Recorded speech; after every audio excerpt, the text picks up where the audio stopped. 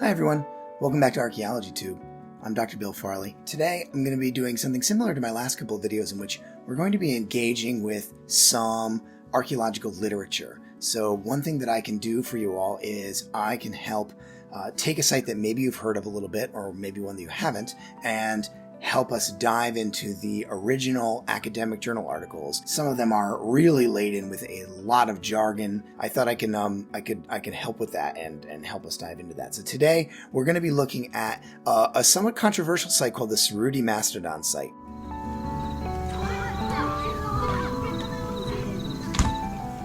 It's a proposed to be 130,000 plus year old site in California. The site is essentially just a set of mastodon bones that have been broken in a particular way that we'll get to in a little bit, and some possible stone tools that are associated with this. The reason this is controversial is because 130,000 years ago is a really, really long time ago. That's older than most archaeological sites any of us have ever heard of. That would push back the date of occupation of the Western Hemisphere, North and South America, by over 100,000 years. The Cerutti Mastodon site is, to our knowledge, the oldest in situ, well-documented archaeological site in North America, and as such, substantially revises the timing of the arrival of Homo into the Americas. The oldest widely accepted sites in North America, or at least pretty widely accepted sites in North America, are somewhere around 25,000 years old. So you're talking about more than 100,000 years pushing that timeline back. This would have implications for something we'll get into in a little bit, more than just the question of the peopling of North America or the question of the ancestors of contemporary Native Americans today. This would have potential impacts on our understanding of the evolution of our species and of related hominid species like Homo erectus, Neanderthals, Denisovans, and otherwise. This claim is a big one, that this site exists. And so we would expect it to experience a great deal of scrutiny. And it has. A claim that an assemblage of broken mastodon bones and associated cobbles provides evidence of human behavior in North America, dated 130,000 years ago, is not adequately supported. Hi guys, just a quick note from the editor's bay. In case you're not aware, this is about as harsh as language gets in peer-reviewed academic journal articles, so the air horn is actually called for. And so what we're going to look at today are two papers. One, I'm going to hold up these props, even though, these are the real papers. I'm going to also probably just be showing, you'll see them scrolling here across the page. So the first paper we're going to be looking at is one by Stephen R. Holden and et al., we'll say, published in Nature, and we'll talk in a little while as well about why that's a big deal. And the article is called A 130,000-Year-Old Archaeological Site in Southern California, USA. And then afterwards, we're going to dive into a second paper, a direct criticism from an archaeologist named Gary Haynes at the University of Nevada. And this is a paper in Paleo America that's simply called the Cerutti Mastodon. Both these papers were published in 2017. So I already talked a little bit about why the paper is controversial. Part of that is because it is a part of a much longer term controversial debate within archaeology about the peopling of the Western Hemisphere of North and South America. Now, you may already be aware of this, and if you're not, I'm going to put it'll be like somewhere up here. I'll put up a little link here that'll link you to a prior video that I did where I talk about this in great detail vis-a-vis actually Graham Hancock's show Ancient Apocalypse. And I talk a lot about what's called the Clovis First debate. But to summarize it very briefly here, the question of the peopling of North and South America has been a controversial one in archaeology going back many decades. For a very long time, the belief in archaeology, the sort of consensus belief among archaeologists, was that the first people of the Western Hemisphere moved into those continents only around 12,000 years ago, during the very end of the Pleistocene, when the Bering Land Bridge was open and an ice-free corridor made a nice, easy passage for people to move down into the rest of the continents of North and South America. But over the last several decades, more and more archaeological sites have been found that challenge that notion and have pushed that timeline back further and further. As I mentioned before, right now we've really push that timeline back at least a number of thousands of years. But 130,000 years ago is, like I said before, that would be the largest pushback by a wide margin, by an order of magnitude. That's the reason why this paper is controversial. It's not really the paper itself. Here's my immediate honest takeaway. There's nothing wrong with the paper itself. The methods are fine, although we'll talk about where the criticism of them is and where I think there's some open questions. The arguments within the paper are fine. There's nothing wrong with them. This is the way I would suggest that any archaeologist approach trying to understand an early site. The controversy simply comes on this huge gap of time, and this is the big theme of this video, that the authors did not properly account for equifinality. So equifinality is a scientific term. It's actually, I don't even know if it just comes from science. You can really use it in a lot of different settings, but it's used in science to as a recognition of the fact that not all effects have only one cause, or one possible cause is an even better way to say it, right? So the reality is that a site of this type, 130,000 years old, set of mastodon bones and possible stone tools. One possible explanation for that is this is an early hominid who has somehow made their way into California 100,000 plus years earlier than we previously thought, butchering this mastodon skeleton to get at some bone marrow. That is one very reasonable hypothesis that we can test with this data. And the biggest criticisms of this paper have been is that the paper, and this is the criticism I will have as well, is the paper is really confident in that conclusion, but does not account for a number of other very reasonable possibilities that might have led to these bones looking this way with these stones looking this way in this setting.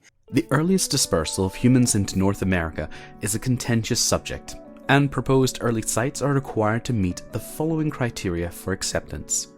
1. Archaeological evidence is found in a clearly defined and undisturbed geologic context. 2. Age is determined by reliable radiometric dating. 3. Multiple lines of evidence from interdisciplinary studies provide consistent results. And 4. Unquestionable artifacts are found in a primary context. That's not to say that there's no chance that this site is quote unquote real. I wouldn't say that. I think there is a chance that it's real.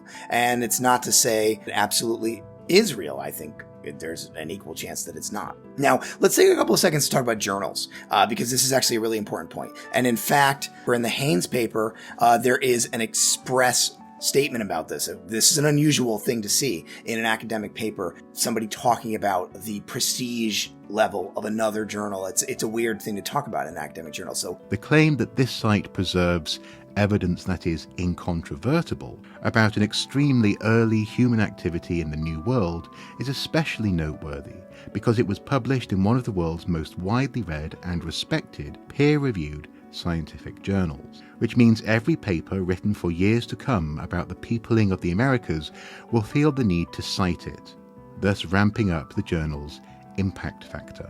Nature is such an important journal and a famous journal that even if you're not an archaeologist at all, you very possibly have heard of it. It's one of the top academic journals in the world, but it's kind of weird because Nature is not discipline specific.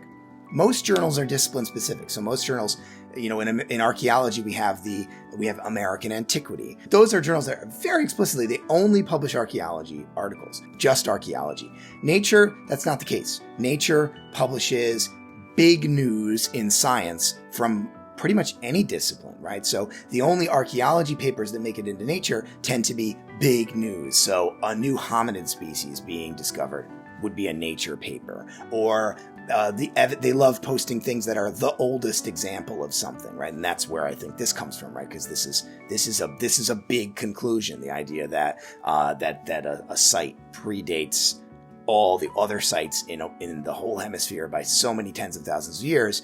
That's a Nature-like big difference, right? So it's not discipline specific. It's highly prestigious, although it has taken some hits to its reputation in recent years, particularly from academics, not so much from the general public, because it's been accused of using a kind of a clickbait model, right? We seem to have moved into that idea of we publish the biggest news. And so you get papers that have been criticized as not being really thorough in their methods or in their literature review or in whatever way, in a way that would probably get them rejected or at least get a sternly worded peer review in other journals, and yet they end up in Nature. And as far as archaeology goes, a couple of papers, including this one, have been strongly criticized by many people within the discipline. Now, Paleoamerica, that's the journal that the Gary Haynes paper is in, our sort of rebuttal paper, is kind of the opposite. So relatively small journal and hyper discipline specific. So this is not only just an archaeology journal, a journal quite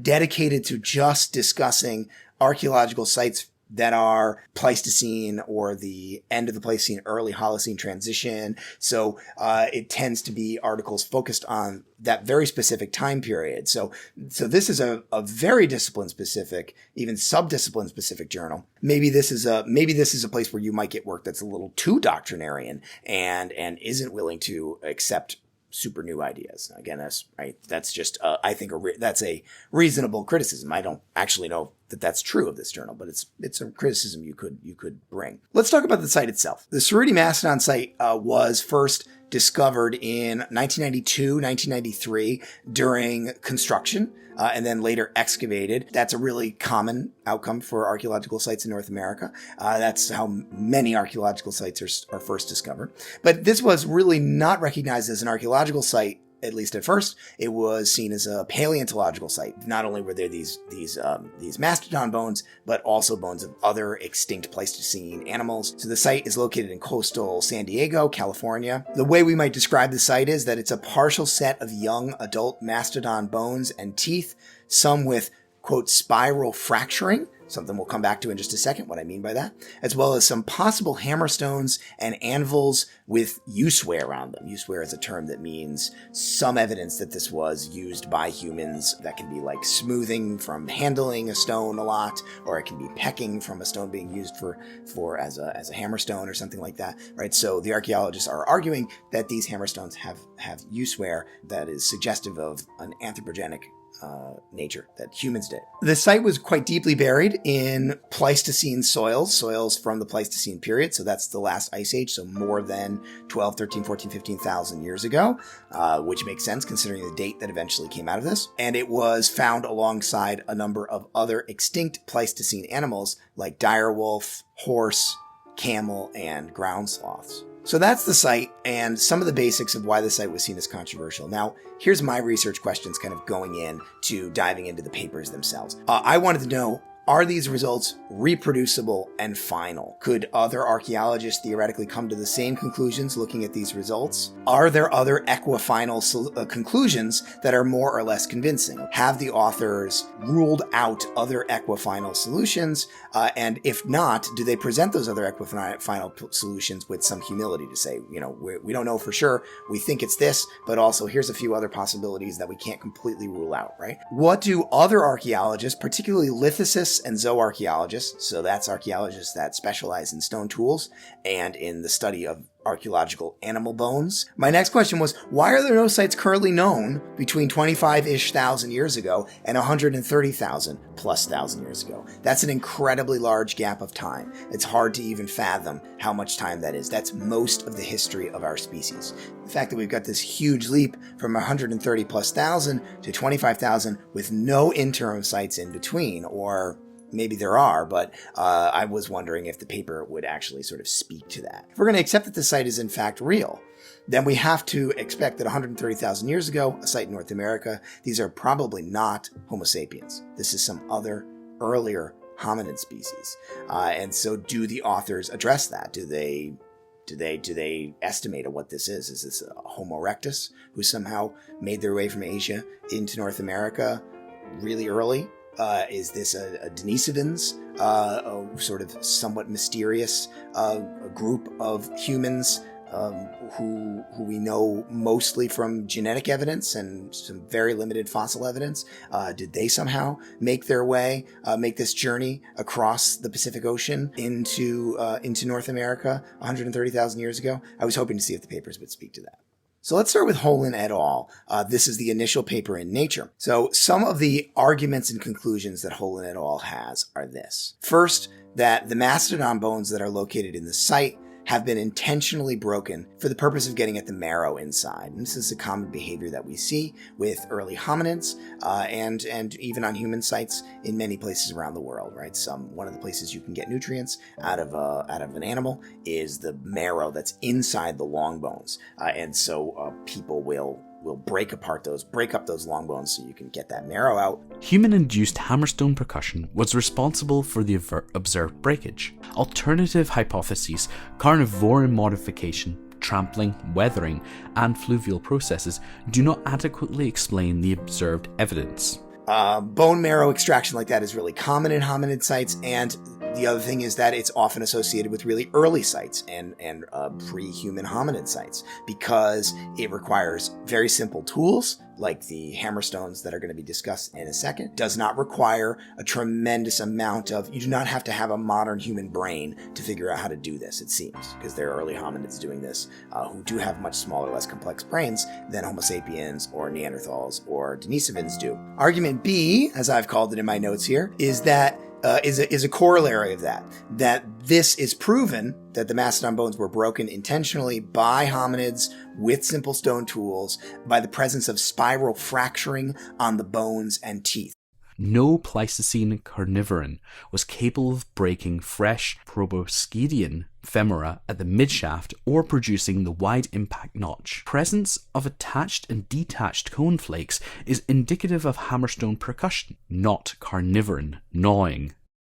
So let's talk about what I mean by that. Spiral fracturing. Spiral fracturing is a diagnostic type of break that's usually associated with stone tools rather than, for instance, like a carnivore chewing on the bones, right? So it's supposed to be this distinctive breaking pattern that's only associated with stone tool use, or I think the authors here would have us believe that that is the case. The authors argue that there's a, quote, extensive evidence of percussion on bone. The bone context precludes other explanations for spiral fracturing, and I'll just say that that's going to be one of the major criticisms that we're going to see in the follow-up paper that we'll talk about in a minute. Now, the paper itself, the way that Holden et al. Come to this conclusion is they rely really heavily on experimental archaeology. They reference out to a series of experimental archaeology studies. So experimental archaeology is quite simply when archaeologists will try to recreate ancient behaviors or artifacts using what might be tools of the time period. So, if an archaeologist, in this case,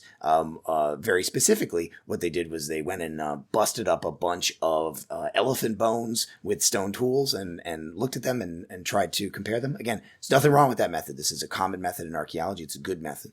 One I would have suggested using for this particular analysis. So totally makes sense here. And another argument they make that's supposed to support this idea that this spiral fracturing is caused, in fact, by stone tools and not by some other source, is that the fracturing on the bones does not appear on the other animals in those sediments. So it doesn't show up on the dire wolves or the ground sloths and those other Pleistocene mammals that were present in this sediment. Argument number C, there are cobblestone tools present with evidence of use wear and impact, as I mentioned before. So there's 5 cobblestone tools, and they've got nice photos of the use wear and polish, essentially the types of dings and nicks that you would expect to see on the surface of a tool after it had been used to do something like bust up a bunch of long bones to get at the marrow. This use wear is meant to show that, in fact, these stones weren't broken in these ways by perhaps being, knocked around in a riverbed or some other natural cause, not caused by humans.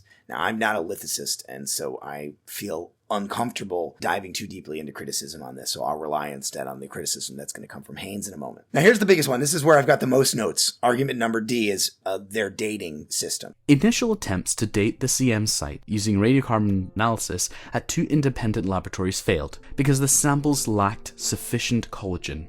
Several attempts to date the site with optically stimulated luminescence indicated the samples were near or beyond the upper limits of the dose saturation, and that the depositional age of the sediment is greater than 60 to 70,000 years. Subsequently, multiple bone fragments were analyzed by uranium series disequilibrium methods. So the site was dated using uranium series disequilibrium methods, and they dated the site to 130.7 thousand years ago with an error bar, a plus or minus of 9.4 thousand years. That's a quite large error range, but it hardly matters really when the site is this old, because whether the site is 120,000 or 140,000 years old or somewhere in between, ultimately either way suggests a massively distant past of humans or hominids in North America. Now, they tried a bunch of other dating techniques first, because the first note I'll make is this. Uranium series disequilibrium is an unusual technique for archaeologists. Archaeologists do use it. I learned about it on a page of a textbook in graduate school. I have never actually seen it used in a paper that I've studied. It's an unusual dating technique. It's useful and people do use it, but it's not the typical. But they did try the more typical ones first. Now, they did try radiocarbon dating, C4T dating, which I would say surprised me, but it might be that they did not expect these bones to be this old, because typically radiocarbon dating is not going to work on a site of this age. Usually radiocarbon dating is only accurate up to about 60,000 years.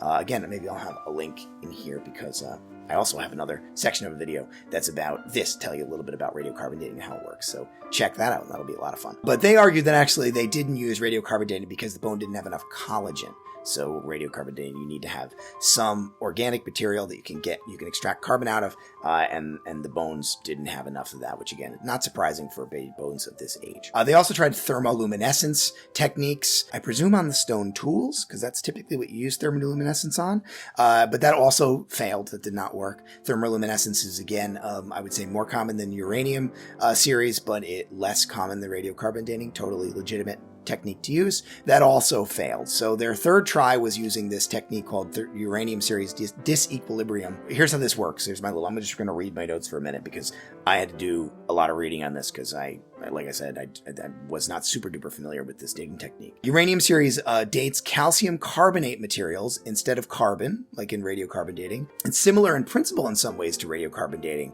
but we've got different elements at play. And that's true. This whole series of dating techniques, radiocarbon dating, potassium argon dating, uranium series, we often call these radiometric dating techniques. And they share a similarity in that what you're doing is you're measuring ratios of different isotopes that can be used to deduce the age of an object. The isotopes change, and that ultimately has a huge impact because those isotopes only appear in certain types of materials, and also those isotopes have wildly different half-lives. Carbon-14 has a very short half-life, which is why you can only date sites up to a certain age with it, whereas the potassium and argon isotopes that are dated in that dating technique have a much longer half-life, and so you can date sites that are millions of billions of years old theoretically with it. And so in this case, uranium series methods allow you to date sites that are quite a lot older than radiocarbon dates. Instead of measuring decay product, it measures the degree to which secular equilibrium has been restored between thorium-230 and uranium-234. And then it measures the ratio between these two isotopes and uses that to derive the amount of time that has passed. So like I said, it's actually in some ways very similar to radiocarbon dating. You're taking these two isotopes, you're measuring the ratio, and you can deduce the amount of time that's passed. It's measuring this fundamentally different thing, which is instead of the decay of one isotope, it's this idea of secular equilibrium, which I'll invite you to dive into some Google research onto if you like. That's some high-end chemistry that I sort of understand. They used a particular type of this uranium series dating that's 230 thorium, 234 uranium, which does work on organic material like bone. There's actually a bunch of different isotopes of these two elements that you can use to do different types of dating here with this. This technique should work on sites with dates between 1,000 years old and about 350,000 years old. So it's a good choice then for a site that ends up being 130,000 years old. Now, one of the reasons that we probably have this huge error range of 9,400 years, that's big, is because when you use this technique on carbon-based material like this, it tends to drive the precision down. So if they were actually able to do this on calcium carbonates, which is more typical in uranium series, it probably would have had a smaller range, and they could have gotten a more precise date. And as I said before, the precision of this date hardly matters when we're really just talking about a site that is of this incredible age, and that's what makes it interesting. That's what makes it meaningful, right? Obviously, long term, do they want to try and get that date down to something more precise than a 10,000 year range? I'm sure they do, and I'm sure they'll try and do that. But right now, that's what we've got. Point E from Holden et al. Is that the site would have been occupied by an unknown member of the genus Homo, possibly from Asia, possibly earlier Homo sapiens or Neanderthals or Denisovans or late living Homo erectus or maybe something else, right? Concordant interdisciplinary lines of evidence from the site suggest the presence of Homo in North America during the last interglacial and as early as approximately 130,000 years ago. So they postulate that, as I mentioned before, and one of the things I was looking for this, I did want to see them say something about what is this species, because we can't just assume that this is Homo sapiens because it's so old that actually it challenges that notion. The last point I'll make on this is that they present all this with utter confidence. So they are not suggesting this as a hypothesis. They are suggesting this as an already tested hypothesis. So I don't want to use the word fact because in science we don't really use that word very often. It's being presented with a great deal of confidence. We conclude the reliably dated Cerutti Mastodon site constitutes an in situ archaeological association based on a clearly defined and undisturbed stratigraphic context. Comparative taphonomy, bone modifications like those produced by Paleolithic percussion technology and replicated by experimental archaeology. Presence of hammerstones and anvils that exhibit use wear and impact marks, and presence of rock fragments that can be refitted to breakage scars. Bone breakage for marrow extraction and/or bone and molar tool manufacture is the preferred archaeological interpretation of the CM site, as there is no evidence of butchery. One of the criticisms, as I said, that's been loudest is let's slow our roll here and wait for a little bit more evidence. And with that, we'll use that as a transition to move into talking about our second paper by Gary Haynes. I'm pulling up my prop here. This is an article 2017, Paleo America. The article is simply called The Cerutti Mastodon. This is an direct rebuttal, sort of criticism. It's a much shorter article. It's not trying to do as much. It doesn't have to. The first article is full of all kinds of figures and lovely photos, which you've probably seen flashing across your screen from time to time as I've been talking. Lots of information about the experimental archaeology that was done, and an extensive literature review, all of which is good, as I said. There's nothing wrong with the paper itself. That's all good. That's what it should have. It's also reasonable that this does not need to have quite so much there. So this is a much shorter paper, but it does point out some reasonable criticisms that have been levied by many archaeologists. So I picked this because it seemed to me to cover a lot of what I've heard from a lot of archaeologists. As I've said before, this site is actually kind of way outside my specialty area, so I'm relying on what I hear from friends who know what they're talking about. Most important aspect here, what he says is the claims here are not adequately supported. Not that they're unbelievable, not that they can't possibly be correct. It does not say that. In fact, he explicitly states otherwise. He's just saying that he does not feel that this evidence is enough to support the confidence of the findings of the first paper, or the fact that this paper should have been published in Nature, or that this paper should have been published perhaps at all. That maybe they should have waited until they had more evidence to be able to make these claims. Is this set of materials enough to dramatically upend current views of the peopling of the Americas? Certainly not. It does have a specific section focused on its appearance in the journal Nature. Says a lot of what I said back in the beginning of this video, talking about why Nature has the reputation that it does. I appreciate how much Haynes goes into how a publication in a journal like Nature carries a lot of weight, especially with the broader public, because, like I said, you maybe aren't an archaeologist at all. You might not have any training in archaeology, but you've probably heard of Nature, right? It's that big a deal. It just has it has public knowledge, which is rare for an academic journal. It's not rare. It's practically unique. It's essentially just Nature and Science, and I don't know, plus one. I don't know. There's like a handful of journals that are that level of known. One of his biggest critiques is that he doesn't feel that the site was buried deeply enough to rule out earth-moving equipment as causing the breaks in the bones and the stone tools. The potential thickness of overlying sediment is what the authors believe would have insulated the bones and stones from any crushing by earth-moving equipment driving over them. The potential impacts of multi-ton earth-moving equipment is not a far-fetched possibility to be considered. We already know that buried bones can be broken by the weight of earth-moving equipment to produce mid-shaft helical fractures, such as at the Alton Farms Mastodon site in Ohio. So this is a really simple criticism, and I think it speaks to how tenuous the data is in the original paper. And again, I don't want to totally disregard this site, but I do think that this site is tenuous. To make a claim of a hominid occupation of the Western Hemisphere 100,000 plus years earlier than most accepted archaeological sites in that region, it's based on a very tenuous set of assumptions. That we have these bones, that the bones were definitely broken by a set of stone tools that were definitely used by hominids, and then also that the site is properly dated using this technique, uranium series dating. If you can poke a hole in any of those assumptions, that's it. That's it. Well, suddenly your timeline jumps back from 130,000 years ago to 25,000 years ago, right? It's 100,000 years gets shaved off the story. If you can say, if you're willing to say, I don't think those bones were broken by a human smashing them with a rock, right?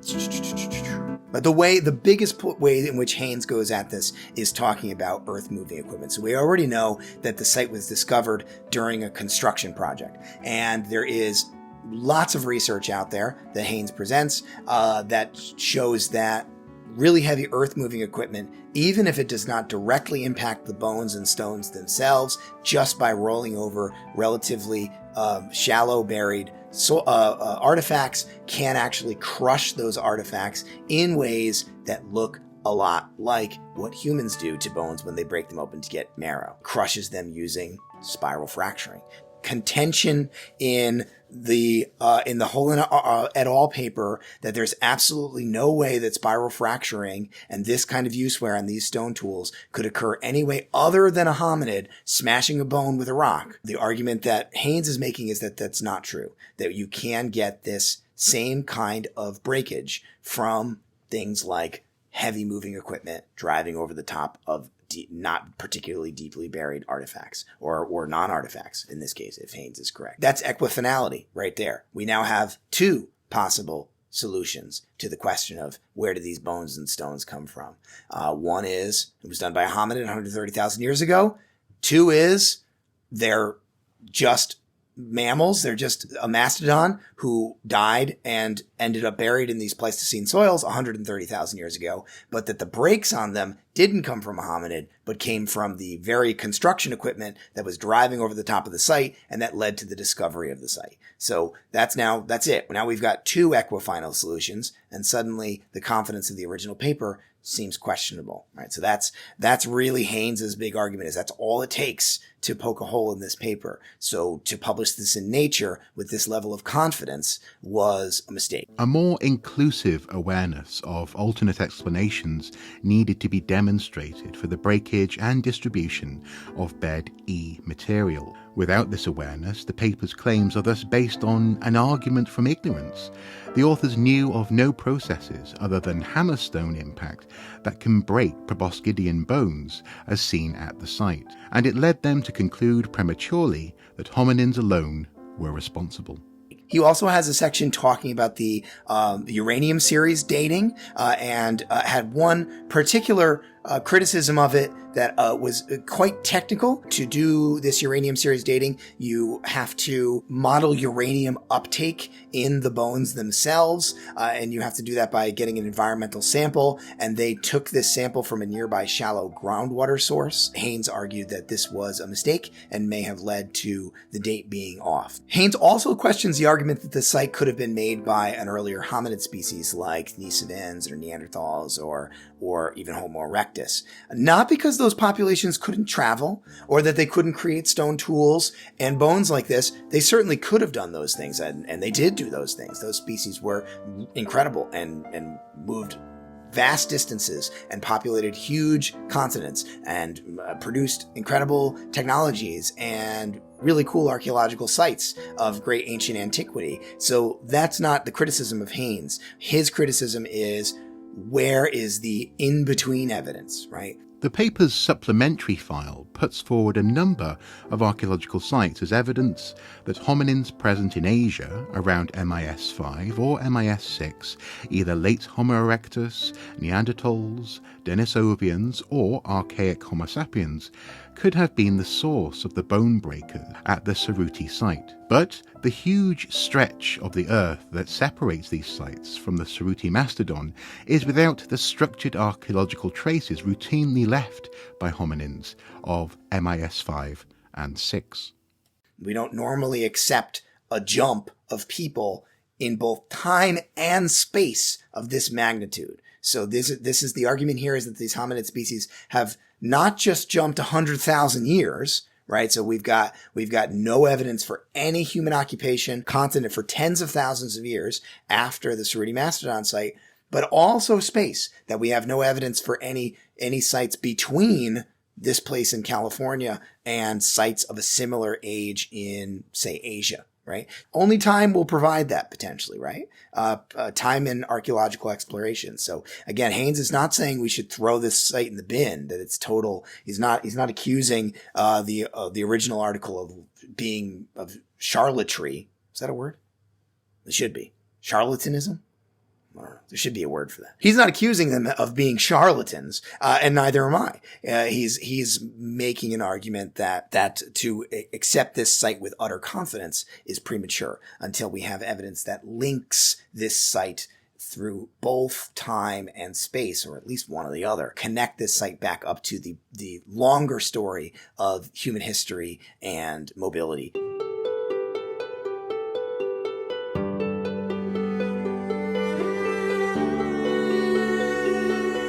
So let me give you my honest thoughts, right? So up until now, I've really just been summarizing for you what Holden et al. Say, and then what Haynes says in the rebuttal with a couple little interjections. But I'm just going to give you my raw, honest thoughts to sort of finish this. So the methods in the paper to me seem completely fine. Though I do get Haynes's criticism of the uranium series dating specifically. It sounds to me like maybe that was not the best way to control for this uranium uptake. But I also don't trust myself on this because we're talking about pretty intense chemistry here, and the last time I took chemistry was junior year of high school and I got a C-. I think I follow Haynes's argument, and I think it's a reasonable criticism here. But in terms of the recognition of spiral fracturing on the bones or the use wear on the stones, I don't think there's a problem here with the methods. I think they did a good job of using experimental archaeology and the archaeological findings from other sites to make a case that these things are in fact real and are made by a human species. So the problem isn't with the methods. And I think that the paper is absolutely good enough to warrant raising the question of whether sites like this are possible this far back in the past. Not going to say there's no chance that people could have been that a hominid species could have been in North America 100,000+ years ago. I'm not making that same mistake that the Clovis Firsters did back in the 80s or whatever. And there's absolutely no way there's going to be no sites older than 12,000 years. And then there were. I'm ready to be proven wrong. And this maybe is one glimmer of evidence that suggests that. So let's keep this paper around. I don't think we should shoot it out of a cannon just yet. However, I do, like Haynes, criticize the level of confidence both in the individual paper, that the authors do not present other equifinal possible reasons for the presence of these stones and bones in this particular state and setting, but also at the kind of meta level, in that the paper was published in Nature and thus was provided a great deal of confidence that made this paper have a huge splash and be accepted by a lot of people without too much of a critical glance. I think there's a lot of open questions left here. The dating technique, aspects of the zooarchaeology, and aspects of the lithic analysis all have some fairly obvious alternative hypotheses. And without any evidence for any of these sites appearing on the continent for tens of thousands of years before this, we have to think about those possible alternative hypotheses. The bone fractures may have been caused by the earth movers, as Haynes argues in his paper.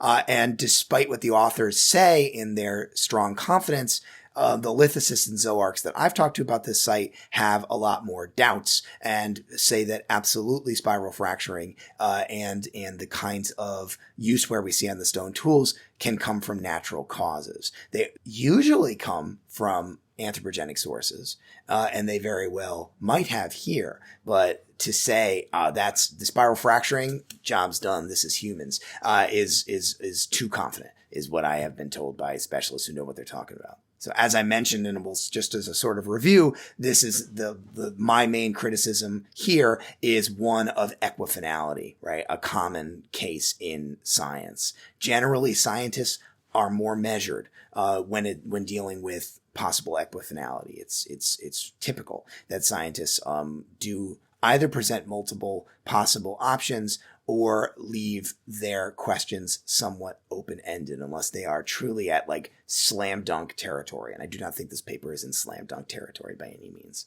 Probably would have been more reasonable to present this paper as something of a baseline study, a sort of jumping off point to go from, rather than one framed so definitively and in the biggest journal in the world with the most confidence that could have possibly been stated, right? So again, that's sort of my criticism. Contrary to like broad popular opinion, archaeological consensus is rarely, if ever, moved by the presence of a single site, especially one with so many open questions as this one.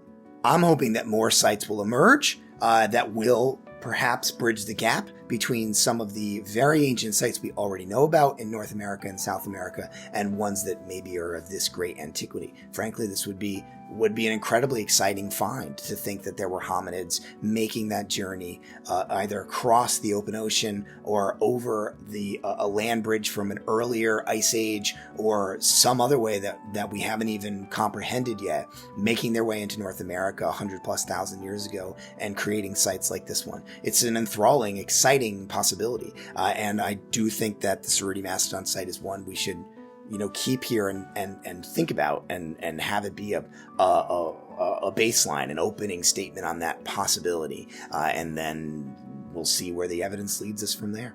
Thanks, everybody. And if you enjoyed this video or learned something today, please feel free to subscribe to the channel. Check out some of my other videos. I'm going to do more and more videos like this as time goes on. But if you are looking for more stuff like this, you can check out some of the channels that I have suggested on my page that do other kinds of work like this, or just hang out and I'll have more coming to talk about other controversial, complicated, complex, or just plain exciting archaeological sites that might help you to have some more information on. So come check them out. Thanks, everybody.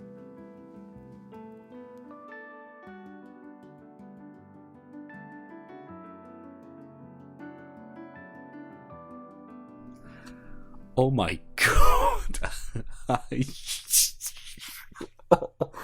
Oh my god. Oh, somebody's put this through a jargon machine. Jesus.